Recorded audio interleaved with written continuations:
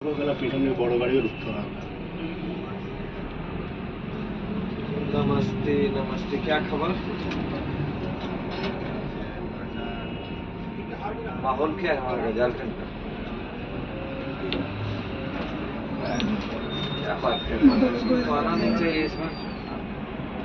All India permit এই গোটা break মেরে দিল স্যার। क्या बात? আরে আমরা ফেরিঘাটে চালিয়েছি রে বাবা, 1 ইঞ্চি গ্যাপ নাই। क्या गलत होगा बताइए? 5-6 কিলোমিটার যাবে। फिल्म इंडस्ट्री ওটা নৌসাদ এখানে দাঁড়িয়ে সুপার ফাস্ট ওই গাড়ি আমি চালিয়েছি নৌসাদে। महाराष्ट्र का महाराष्ट्र বর্ধমান বরাকর সুপার ফাস্ট। कौन? তখন এই গাড়ি বাজার ছিল, আমি বলবো কই সব গাড়ি তো এখন এক টাইমে বাজার করে গেছে। হ্যাঁ এখনো আছে। এখন একটা আসল মেয়েতে গাড়ি চলে মগরা থেকে, যেটা বালিকাল, মগরা থেকে যেতে যায়। হ্যাঁ বালিকাল ন্যাশনাল। দারুণ দাম গাড়ি, প্রতি বছর মানে 3 বছর অন্তর নতুন গাড়ি নামে। ওই গাড়ি নামিয়ে বিক্রি করে দিয়ে ওই যে আশা আছে না, এখন কৃষ্ণনগর চলে আশা, ওই গাড়ি প্রতি বছর ওর নতুন চেঞ্জই আসে। আর উমেশেরও তাই আসতো আগে, এখন উমেশ একটু পুরনো হয়ে গেছে। 3 বছর অন্তর গাড়ি চেঞ্জ গাড়ি চেঞ্জ। আর গাড়ি চেঞ্জ করতো উমেশ প্রতি বছর বিশ্বকর্মা পুজো নতুন গাড়ি। আর যেগুলো পুরনো গাড়ি থাকতো ওগুলো চিত্তরঞ্জন বরাকর, বর্ধমান বরাকর এইসব চালাতো। এই দুটো টপ গাড়ি ছিল উমেশ, বর্ধমান আসানসোল।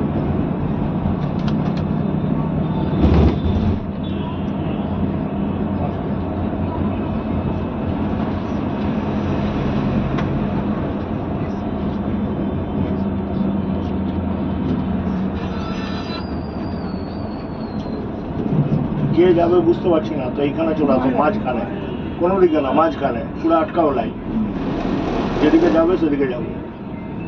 একটা সাইডে থাকলে কি হবে, এদিকে কার ঢুকে যাবে তখন দাঁড় করে ঢুকতে পারবে না। মাঝখানে থাকবে, মাঝখানে থাকলে কি হবে, কেউ ঢুকতে পারবে না, যেদিকে খালি হবে সেদিকে তুমিই যাবে।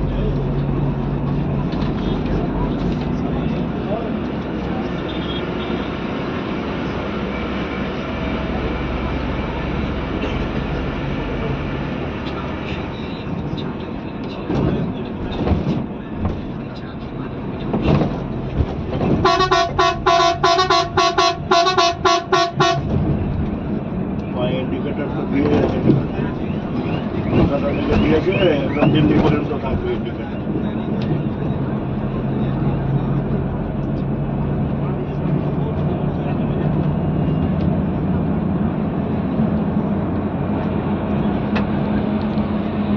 সবসময় মাঝখানে, যখন দেখলো গন্ডগোল মাঝখানে চলে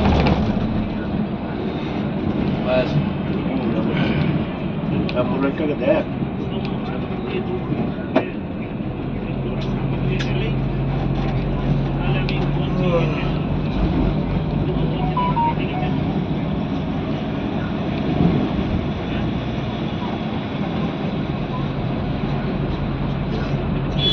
ঢোক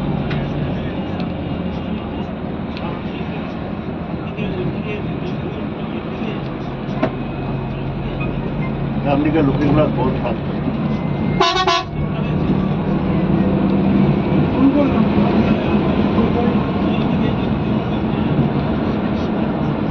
অন্তত এটা একটু ডাউন করলে না, তাও তো দেখা যায় নিচটা।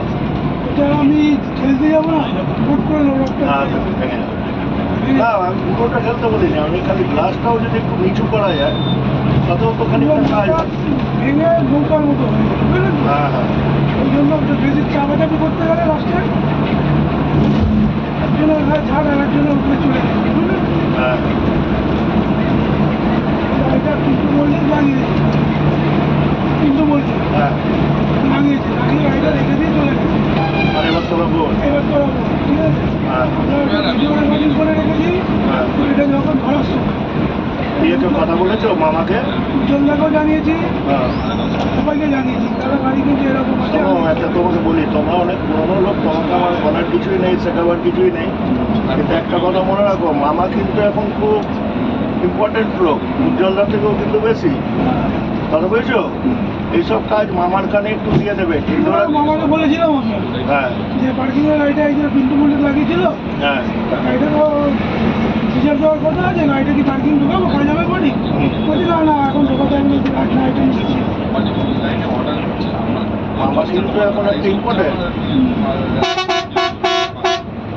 তারা যদি ওই রুমে আসে তো উজ্জ্বলদাকেও ডাকলে তবে উজ্জ্বলদা আসে, কিন্তু মামা কিন্তু ভাগ্নের কোলে বসেই আছে, বুঝলে? ব্যাপারটা বুঝতে হবে।